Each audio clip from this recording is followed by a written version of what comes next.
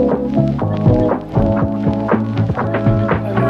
uh, hope you all are doing good and you're staying safe. And thank you for watching me. Thank you for taking out time to watch me and come to this vlog or come to this YouTube video. Today, I wanted to talk to you about something personal, which is very close to my heart, a subject which is very close to my heart. And I'm sorry, I'm just looking at the mic to see if I'm recording myself properly. So I'm here to talk about a subject which is very close to my heart, which is like how children in toxic, how children of toxic marriages suffer, especially children where the parents are emotionally separated from each other, but are not legally separated for whatever reason, right? And how the children who grew up with this kind of parents, they suffer indirectly. So to begin with, this is my personal story. So to begin with, I have, my parents were thinking of getting divorced when I was around maybe 7 years of age. There was this issue that happened between them. There were many issues, but then they decided to get divorced and they applied for divorce. But during the entire divorce procedure, I'm sure you all know that there are multiple counseling sessions that happened with the couple, right? So they were going through multiple counseling sessions, and finally they decided to stay back. They decided to, say that okay, fine, we are going to be together. We'll not get divorced because they had two children, me and my sister, who was again, 1 or 2 years younger to me. So yeah, so the decision was that uh, they will come back. They will stay together for their kids, and that's what I want to explain in today's video. At the age of 30, I'm 30 years old today, and I feel that is one of the worst decisions that they have taken for themselves. Now let me tell you why and help you understand why. Because there are few things that when I look back in my own life today, I understand that there were few incidents, few issues that I faced as a child or my sister faced as a child because of this particular decision of my parents of deciding to stay back together, right? So over a period of time, when you grow up with your parents, you start to understand that they are they are not really emotionally closer. And you, as a child, when you stay with your parents like that, so I don't know what was the major reason why the fight happened between them and why they even applied for a divorce. But over a period of time, I could see the you know, lack of uh, love, I would say, lack of love between them, and the lack of emotional support and support between them.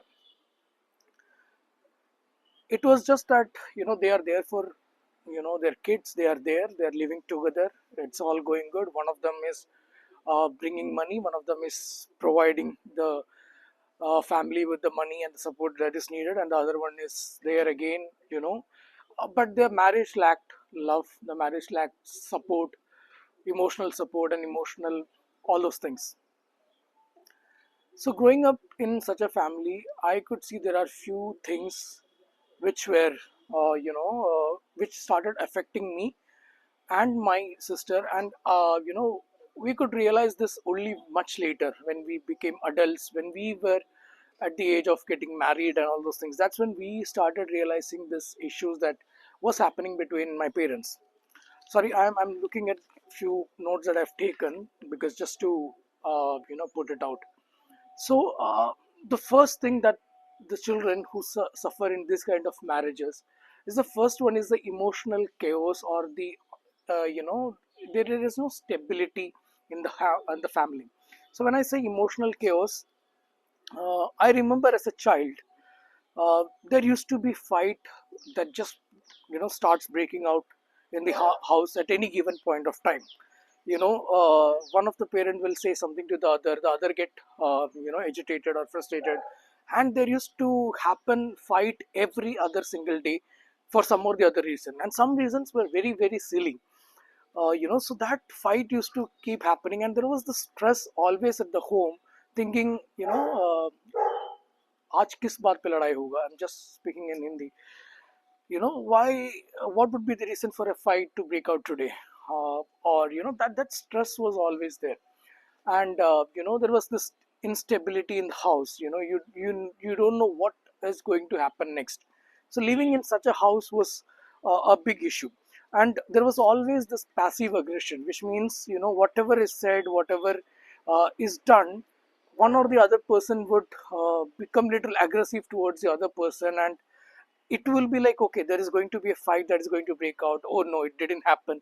Again, there in another few minutes there will be another aggression, and you will see, okay, now there will be a fight that will break out, but that might break out into a fight, or that might not break out into a fight. So what I want to tell you is, there is this constant emotional chaos in the house all the time during my childhood. And uh, and then uh, as a child and growing in such a family, you become very very sensitive in terms of thinking that I shouldn't be the reason other conflict or another fight should break out, right? So that thing keeps in your mind, where you don't tell your emotions, you don't tell your needs to your parents, because then you feel that, okay, I should not be the reason then why another fight should break out in the house today. There are already enough reasons for a fight to break out, but I shouldn't be the one contributing to it. That was something that I have always lived on in my house, where I was silencing myself, saying that I will not, become the other issue to fight or break out a fight. The second is emotional caregiver role or caretaker role. So growing up in my family, growing up in such an environment, the child becomes the emotional caregiver or the emotional caretaker, which means I remember whenever there used to be a fight between my mom and dad, right? So my dad, he used to, when they get into verbal abuse and fight, the fight happens and my dad used to leave. He used to leave to go for a smoke, or he will go out to just go for a walk or just go to the market, and his way of de-stressing was smoking a cigarette. And I used to be at home along with my sister and my mother, and then my mom would start the emotional outburst, which means she will throwing out all her issues, all her anger, all her there would be an emotional outburst from her side, and she will start crying. She will start crying, tell all the bad words, start cursing herself, start cursing her family, or her husband, which is like my father, and his family. So there used to be a lot of emotional turmoil that used to happen with my mom, and I used to be the one who used to sit there and console her. So I have taken up the role of a emotional caregiver or a caretaker. when i when I look back at it today, as a child I needed that care, I needed that emotional support, which I was providing to my mother, uh, and sometimes to my father also, when he was at home and my mom used to go for a work or something. So um, yeah, so sorry, I just figured out there is a train going on nearby, so that sound just triggered me. But yeah, so I used to play the role of an emotional caregiver and an emotional, take caretaker. So what has happened is, while growing up in my, teenage times, I used to hear a lot from my friends, my school teachers or my college teachers, that I'm a very emotionally mature man. But to be very honest, that the thing is that I became an emotionally mature person not because I wanted to be an emotionally mature person, or that is not the positive way of emotionally growing, but rather it was just because I was playing the role of an emotional caretaker as a child, when I myself needed that emotional support. So many of the children in such toxic houses, toxic family, they they become an emotional caregiver at a very early stage, and they will play the role of a therapist or a peacemaker, or they will become responsible for the mood swings of the parents. They will become the sole reason why this marriage survives, or they will become the reason why this even the parents survive sometimes. To be very honest, I used to remember whenever such fight used to happen, I used to be in the constant fear that what will happen next, right? Will my father just leave us and go away, or will they again file for a divorce? Or sometimes even this, that I used to feel whether each one of them would be having a suicide tendency or not. And I used to think in all those perspectives, thinking that okay, uh, you know all these things might be happening. I don't know what is going on in their actual mind, and how I as a child should be sensitive towards these things and sensitive towards them, so that I don't trigger any of those emotions in them. So this is the second issue that is faced by the children in toxic families and in toxic marriages. The third, sorry, I'm just referring to the bullet points that I have noted down. The third is that these children never saw how love is modeled, right? I mean, how good relationships happen between couples. They have never seen the couples, their parents showing affection with genuine affection, I would say, or saying just a simple word. I don't remember ever my either of my parent telling each other I love you. It's a simple word which I've never heard them speaking or telling each other. And also, I've never seen love happening genuinely, which means I've never seen them celebrating their marriage anniversaries. I have never seen them wishing. Okay, to be very honest, I've never seen in their marriage of 30, 35 years, 35 years of, 32 years of marriage, I've never seen either one of them wishing each other a happy birthday, let alone, marriage anniversaries. That's what love looks like to people or to children who grow up in such toxic marriages. So also I have also this also this children who are growing in such household, they start to think that love is all about suffering.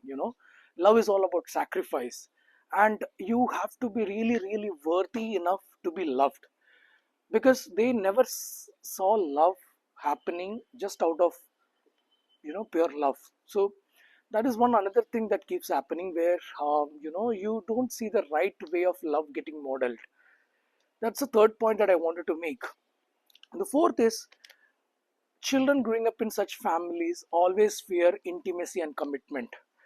Because intimacy and commitment means you are putting yourself into a vulnerable position. Your parents had always, they never showed intimacy, they never showed commitment, because they feared it. They felt that the moment they starts showing intimacy or commitment, the other person might take them for granted.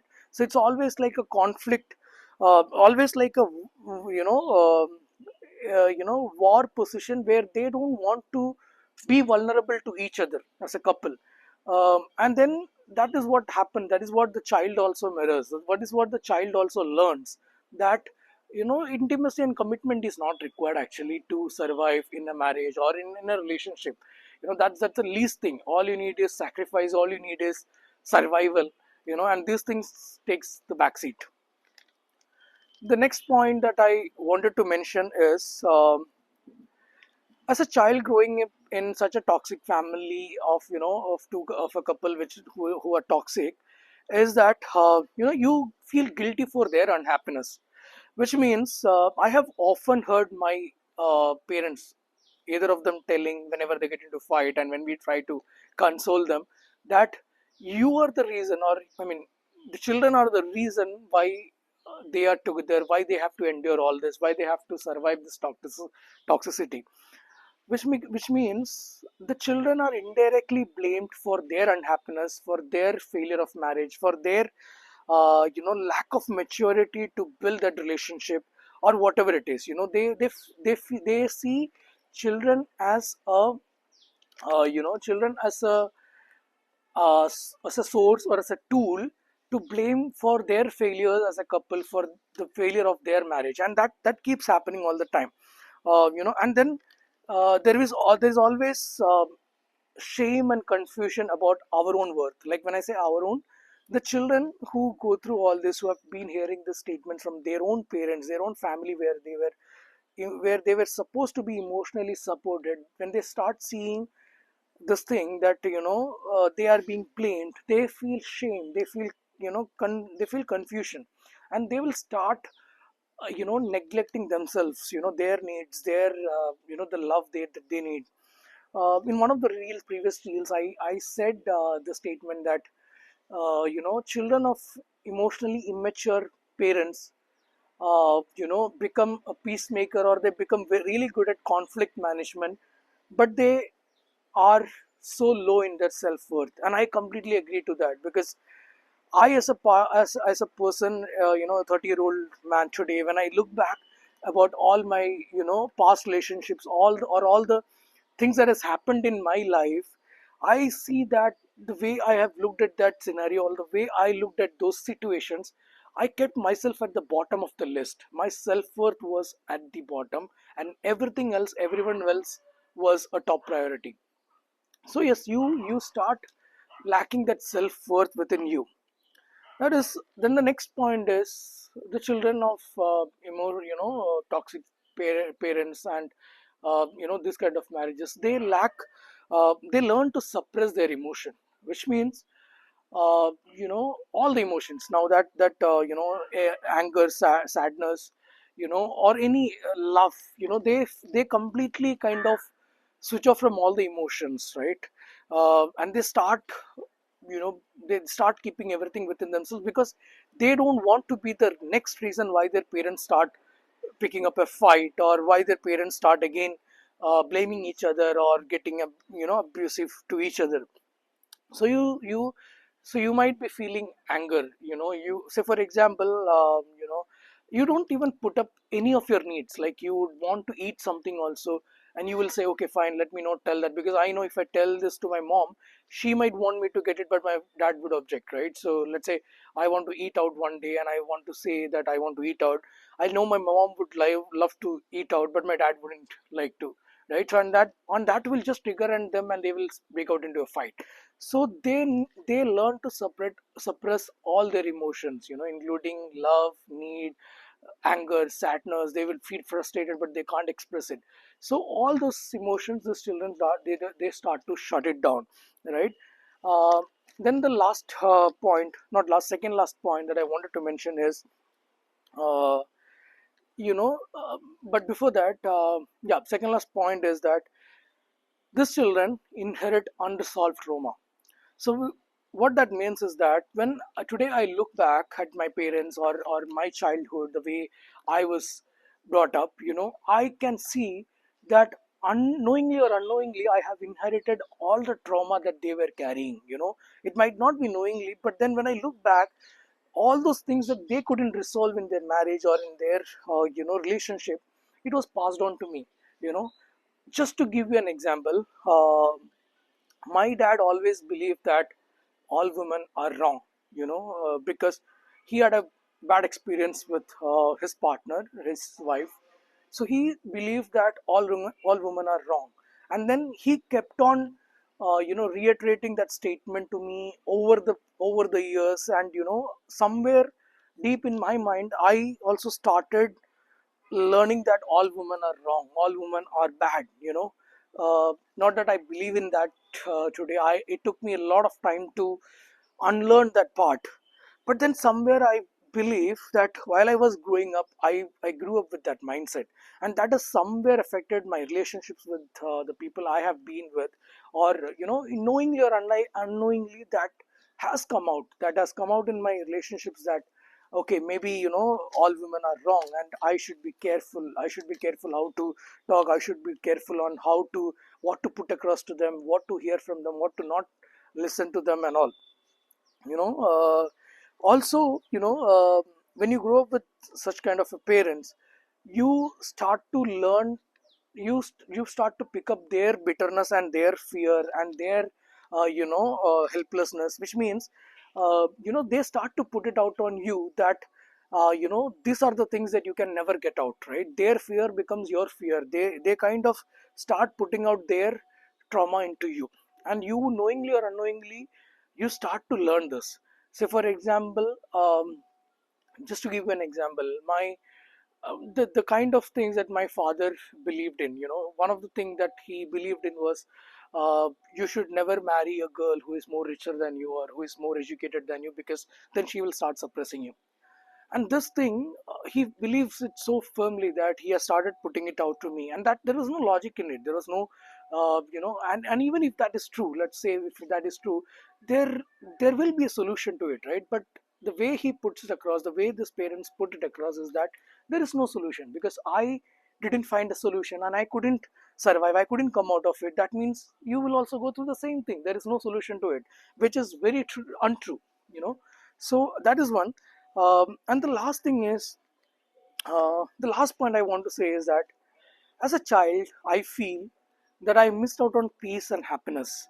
And that's exactly what happens with the children growing up with such toxic couples, toxic parents, that they miss out on their peace, their happiness, their childhood, their dreams, uh, their better version, like, if I can say it that way. And they just becomes a mirror of their parents, and then they carry to continue, right? I mean, some of us just pure because of luck or whatever you call it, we learn to unlearn it and we come out of it with so much of this. But then many of us are living that way. That's all I wanted to say. I wanted to wind up this video by saying that, see, if you are one of them, if you are one of the child who grew up with the toxic parents, who you feel should have been separated long back, who is emotionally separated from each other as a couple, and you have seen that childhood, you have grown up in that childhood, I want you to understand that healing is possible and you can come out of it. You can unlearn everything that they have taught you. And as I myself have done that, and I'm still doing it, I want to tell you that, I want to give you the assurance that you also can come out of it. It takes time, it takes effort, it takes a lot of strength also, it takes courage to come out of it, but you can do it and you should be doing it, right?